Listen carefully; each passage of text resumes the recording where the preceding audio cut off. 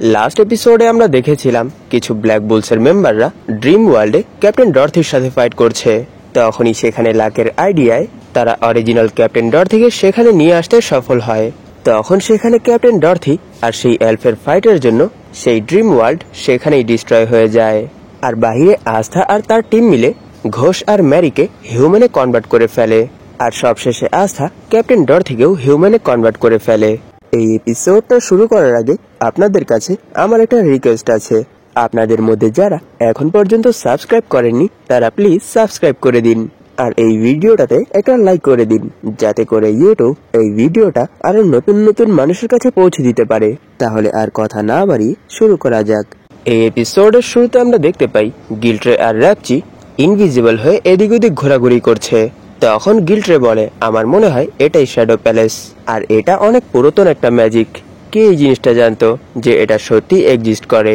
আর মানুষের মুখে এটা শোনা যায় এই প্যালেসের ভেতর অনেক পুরাতন ম্যাজিক আইটেম আর অনেকগুলো ট্রেজার আইটেমও পাওয়া যাবে। তখনই সিন শিফট হয় আর আমরা দেখতে পারি সেখানের সবাই তাদের ম্যাজিক রিকভার করার জন্য চার্মের তৈরি খাবার খাচ্ছে। তখনই ঘোষ আদর করে ম্যারিকে খাবার খাওয়ানোর ট্রাই করে, কিন্তু ম্যারি এর জন্য মানা করে দেয়। এটা শুনে ঘোষ অনেক বেশি শক হয়ে যায়। তখনই গর্ডন ঘোষকে খাবার খাওয়ানোর জন্য চলে আসে, আর সেখানে মিমোসা তার হিলিং ম্যাজিকের সাহায্যে আস্থাকে পুরোপুরি হিল করে দেয়। তখন আস্থা অনেক বেশি এনার্জেটিক আর ফাইটের জন্য এক্সাইটেড হয়ে যায়। এইসব দেখে নোবেল বলে, আস্থা তোমাকে দিয়ে তো কিছুই হবে না, যদি আমি তোমার কাছে না থাকি তাহলে তো তুমি কিছুই করতে পারো না। তখন সেখানে নোবেল এই কথাটা ভেবেই ব্লাশ করতে শুরু করে। তখনই আমরা দেখতে পাই পেছন থেকে স্যালি আস্থাকে জড়িয়ে ধরে বলে, আস্থা তোমাকে তোমার বডির খেয়াল রাখতে হবে, কারণ তোমার বডি আমার এক্সপেরিমেন্টে অনেক কাজে আসবে। এইসব শুনে নোবেল অনেক বেশি জেলাস ফিল করে আর বলে, আমি বুঝতে পারছি না তুমি এই এনিমির সাথে কি করে ফ্রেন্ডশিপ করতে পারো।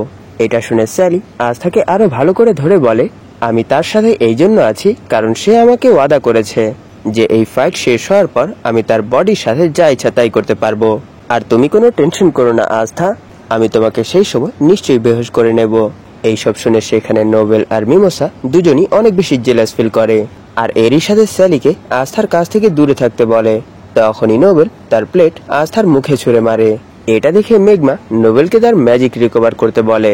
এটা শুনে নোবেল বলে, চুপ করো, তোমাকে একটা রয়্যালিটির সামনে কথা বলার সাহস কে দিয়েছে? তখনই লাকের ফিল হয় যে তাদের উপর অ্যাটাক করার জন্য দুটো এলফ আসছে। তখনই আমরা দেখতে পারি ক্যাপ্টেন ভার্মিলিয়ন তার স্যালামান্ডারের সাথে সেখানে চলে এসেছে আর তাদের উপর অ্যাটাক করে আস্থাদের কাছে যাওয়ার আগেই তাদেরকে হারিয়ে দেয় আর এরই সাথে ক্যাপচারও করে ফেলে।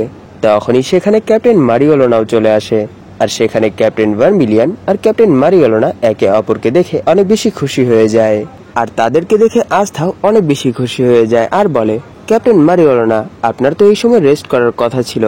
এটা শুনে ক্যাপ্টেন মারিওলোনা বলে, আমার এইসব কিছুর কোনো দরকার নেই, কারণ আমি অনেক বেশি স্ট্রং। তখন ক্যাপ্টেন নোজেল বলে, তাহলে অবশেষে ভার্মিলিয়ান তুমি এখানে চলেই এসেছো। এটা শুনে ক্যাপ্টেন ভার্মিলিয়ান বলে, তাহলে কি আমি এখানে লেট হয়ে গেছি নোজেল? তখন ক্যাপ্টেন নোজেল বলে, না কোনো সমস্যা নেই, তাহলে চলো এখন সবাইকে বাঁচানো যাক। আর যদিও তোমাকে স্যালামান্ডার চুজ করেছে, এর জন্য তুমি এটা ভেবো না যে তুমি আমার থেকে বেশি স্ট্রং হয়ে গেছো, আমি এখনো তোমার থেকে অনেক বেশি স্ট্রং। তখনই মেঘমা সবাইকে বলে, দেখো সেই গেট ধীরে ধীরে ছোট হয়ে যাচ্ছে।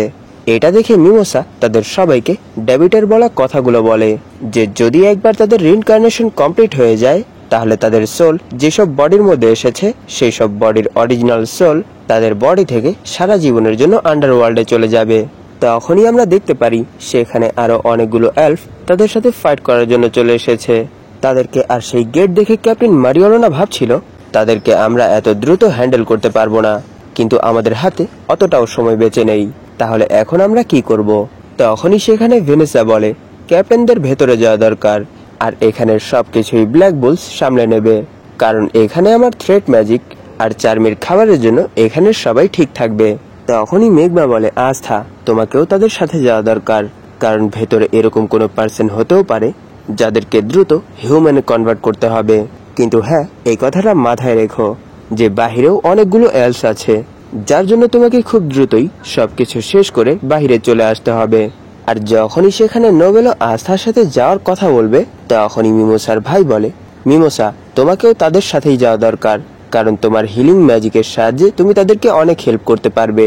তখনই উপর থেকে সলিড বলে, নোবেল, তোমাকেও তাদের সাথে যাওয়া দরকার। আমাকে এখন এই জিনিসটা মানতেই হবে যে তুমি আগের থেকে অনেক বেশি স্ট্রং হয়ে গেছো, কিন্তু তুমি কোনো টেনশন করো না, কারণ আমি এক না একদিন তোমার থেকেও বেশি স্ট্রং হয়ে দেখাবো।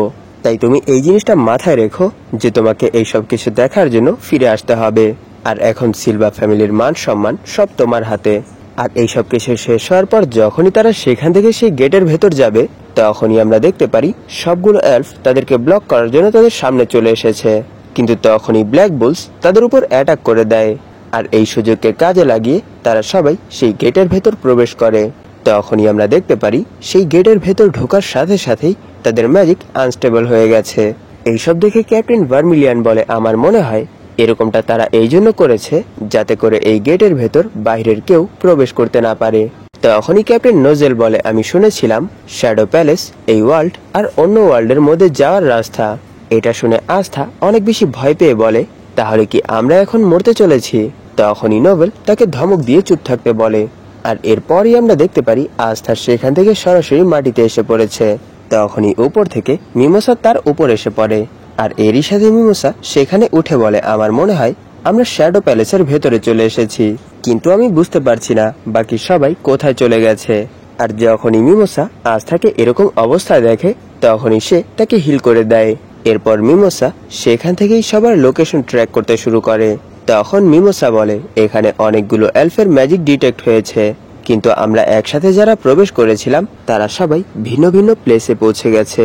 তাই আমরা যদি আবার একত্রিত হতে চাই তাহলে আমাদেরকে রাস্তায় আসা সবগুলো এলফকেই হারাতে হবে। কিন্তু এখানে যেই এলফগুলো আছে তাদের ম্যাজিক আমাদের এক একটা ম্যাজিক নাইট স্কোয়াড ক্যাপ্টেনদের সমান, তাই তাদেরকে হারানো অতটাও সহজ হবে না। আর এখানের সবার মধ্যে সব থেকে বেশি পাওয়ারফুল ম্যাজিক এই উপর থেকে ডিটেক্ট হচ্ছে। এটা শুনে আস্থা বলে, তাহলে নিশ্চয়ই এটা লিচেরই ম্যাজিক হবে। তাই এখন আমাদের সবাইকে হারিয়ে একত্রিত হয়েই তাদের বসের সাথে ফাইট করতে যেতে হবে। তখন মিমোসা বলে, হ্যাঁ তুমি ঠিক বলেছ, আর এখানের সেন্ট্রাল চেম্বার আমাদের ঠিক উপরে, তাহলে চলো সর্বপ্রথম সেখানেই যাওয়া যাক। এটা বলেই তারা উপরে চড়তে শুরু করে, আর কিছু দূর যাওয়ার পর তারা সেখানে অনেকগুলো পেন্টিং দেখতে পায়।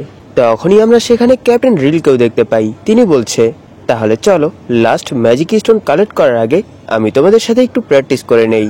এটা শুনে আস্থা বলে, আমার কাছে এর থেকেও ভালো একটা আইডিয়া আছে, তাহলে চলো প্রথমে তোমাকে হিউম্যানে কনভার্ট করে দেওয়া যাক। এটা শুনে ক্যাপ্টেন রিল বলে, আমার মনে হয় এর জন্য তোমাদেরকে আরো অনেক বেশি অপেক্ষা করতে হবে, আর এখন তো আমার পিকচার ম্যাজিক আরো অনেক বেশি আপডেট হয়ে গেছে। তখনই আমরা দেখতে পারি ক্যাপ্টেন রিলের পিকচার ম্যাজিকের ভেতর থেকে এক এক করে মনস্টার বের হচ্ছে। তখন ক্যাপ্টেন রিল বলে, তাহলে চলো তোমাদের মতো হিউম্যানদেরকে শেষ করে এই ওয়ার্ল্ডকে আবার নতুন করে পেন্ট করা যাক। এইসব শুনে আস্থা বলে, আমার মনে হয় তোমাকে জাগানোর জন্য আমাদেরকে অনেক কষ্ট করতে হবে। তখনই সিন শিফট হয় আর আমরা দেখতে পারি নোবেল সেখানে একা, তার সাথে আর কেউ আসেনি। তখনই সেখানে ফানা চলে আসে আর বলে, আমার মনে হয় তুমি এখানে একা, তাহলে চলো আমরা এখানে কিছু সময় একসাথে স্পেন্ড করি, কিন্তু আমার মনে হয় এই সময়টা খুব দ্রুতই শেষ হয়ে যাবে। আর অন্যদিকে ভ্যাটো ক্যাপ্টেন মারিওলোনার সামনে চলে এসেছে। তখন ভ্যাটো বলে, তাহলে কি আমার তোমার সাথে ফাইট করতে হবে? যদিও তুমি একটা নগণ্য হিউম্যান, কিন্তু এরপরও তোমার ম্যাজিক সত্যিই অনেক বেশি অ্যামেজিং। আমার মনে হয় তোমার সাথে ফাইট করে আমি অনেক বেশি এনজয় করতে পারবো। এইসব শুনে ক্যাপ্টেন মারিওলোনা বলে, আমারও তোমার সাথে ফাইট করে অনেক মজা হবে, তাহলে চলো আমরা এটা শুরু করি। তখনই আবার সিন শিফট হয় আর আমরা দেখতে পারি ক্যাপ্টেন ভার্মিলিয়ানের অপোনেন্ট পারপার অর্কাসের নিউ ক্যাপ্টেন কাইজার। তখন ক্যাপ্টেন ভার্মিলিয়ান বলে, আমি শুনেছিলাম তুমি ক্যাপ্টেন হয়ে গেছো, কিন্তু আমি এটা কখনোই ভাবিনি যে আমাদের এভাবে দেখা হবে। আর এরই সাথে তিনি বলে, ক্যাপ্টেন কাইজার অনেক ভালো একটা পার্সন, আর এই কিংডমের মানুষেরা তাকে অনেক বেশি ভালোবাসে, তাই আমি এখানে যে করেই হোক ওনার বডিতে ওনার রিয়েল সোল নিয়ে আসবো, আর যারা ওনাকে ভালোবাসে তাদের কাছে ওনাকে পৌঁছে দেব। এইসব বলেই তিনি ক্যাপ্টেন কাইজারের উপর স্যালামান্ডারের সাহায্যে অ্যাটাক করে দেয়, কিন্তু ক্যাপ্টেন কাইজার নিজের ম্যাজিকের সাহায্যে খুব সহজেই সেই অ্যাটাকটা ব্লক করে ফেলে। আর এরই সাথে তিনি বলে, তোমার অ্যাটাক সত্যিই অনেক বেশি পাওয়ারফুল ছিল, কিন্তু এই অ্যাটাক কখনোই আমার কাছে পৌঁছতে পারবে না। এইসব দেখে ক্যাপ্টেন ভার্মিলিয়ান ভাবছিল ওনার কাছে ওয়ার্টেক্স ম্যাজিক আছে, আর এখন তো ওনার কাছে এলফদেরও পাওয়ার চলে এসেছে, তাই তিনি এখানে খুব সহজেই স্যালামান্ডারের অ্যাটাকও ব্লক করে ফেলেছে। তখনই ক্যাপ্টেন কাইজার ক্যাপ্টেন ভার্মিলিয়ানের উপরই অ্যাটাক করে দেয়, আর সেই অ্যাটাক ব্লক করতে গিয়ে তিনি অনেক বেশি ইনজার্ড হচ্ছিল। তখনই আবার সিন শিফট হয় আর আমরা দেখতে পারি ক্যাপ্টেন মারিওলোনা আর ভ্যাটোর মধ্যে ফাইট শুরু হয়ে গেছে। আর সেখানে তারা দুজনই বিস্টের মতো ফাইট করছে। তখনই ভ্যাটো ক্যাপ্টেন মারিওলোনার উপর অনেক পাওয়ারফুল একটা পাঞ্চ করে। আর সেই অ্যাটাকের পর ক্যাপ্টেন মারিওলোনা আবার উঠে দাঁড়ায় আর ভাবতে শুরু করে তার কাছে তো অনেক বেশি স্পিড, রিফ্লেকশন আর পাওয়ার আছে। আমার মনে হয় এখানে তার সাথে ফাইট করতে অনেক মজা হবে। এইসব ভেবেই তিনি ভ্যাটোর উপর অ্যাটাক করে দেয়। আর সামনে থেকে ভ্যাটো ওনার উপর অ্যাটাক করে দেয় আর বলে, আমি কখনো এটা ভাবিনি যে আমি এরকম একটা হিউম্যানের সাথে ফাইট করতে পারবো যে আমার সাথে বরাবর টক্কর দেবে। আর সেখানে ক্যাপ্টেন মারিওলোনা সেই ফাইটের মধ্যে অনেক বেশি এনজয় করছিল। তখনই আবার সিন শিফট হয় আর আমরা দেখতে পাই ক্যাপ্টেন ভার্মিলিয়ন ভাবছে সে অটোমেটিক্যালি ম্যাজিককে ডিটেক্ট করেই ব্লক করে ফেলে, যার জন্য আমার অ্যাটাক কখনোই তার কাছে পৌঁছতে পারবে না। আর এই জিনিসটা দেখে তো আমার বোনের কথা মনে পড়ছে। সেও ছোটকালে অনেক বেশি স্ট্রং ছিল, যার জন্য আমি ওনাকে অনেক বেশি রেসপেক্ট করতাম। কিন্তু বড় হতে হতে আমি ওনার কেয়ারফ্রি অ্যাকশন দেখে অনেক বেশি ইরিটেট হয়ে গিয়েছিলাম। আর এখন যখন আমি পেছনের দিকে তাকাই তখন আমার মনে হয় যে আমি সেই সময় ওনার উপর জেলাস ফিল করতাম, কারণ আমাদের টিচার সবসময় আমাকে এটা বলতো তার ট্রেনিং করার কোনো দরকার নেই, সে নিজে থেকেই স্ট্রং হয়ে যাবে। আর এর কিছু বছর পর ক্যাপ্টেন মারিওলোনা ক্রিমসন ল্যান্ড ছেড়ে চলে যাওয়ার কথা বলে আর বলে ম্যাজিক নাইটদের কাজ শুধু বোকাদেরই কাজ। এইসব শুনে ক্যাপ্টেন ভার্মিলিয়ন ওনাকে ফাইটের জন্য চ্যালেঞ্জ করে দেয়। তখনই আমরা দেখতে পারি তাদের ফাইট অনেক বেশি ডিস্ট্রাকশন নিয়ে আসে, যার জন্য সেই ফাইটের দিনকে the Tuesday of blood and flame বলা হয়।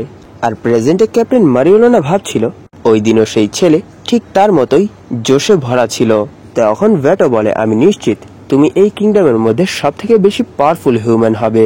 আর অন্যদিকে ক্যাপ্টেন কাইজার বলে, আমি এই জিনিসটা নিশ্চিত যে আমি যদি এখানে তোমাকে হারিয়ে দেই তাহলে আমার সামনে আর কোনো হিউম্যান টিকতে পারবে না।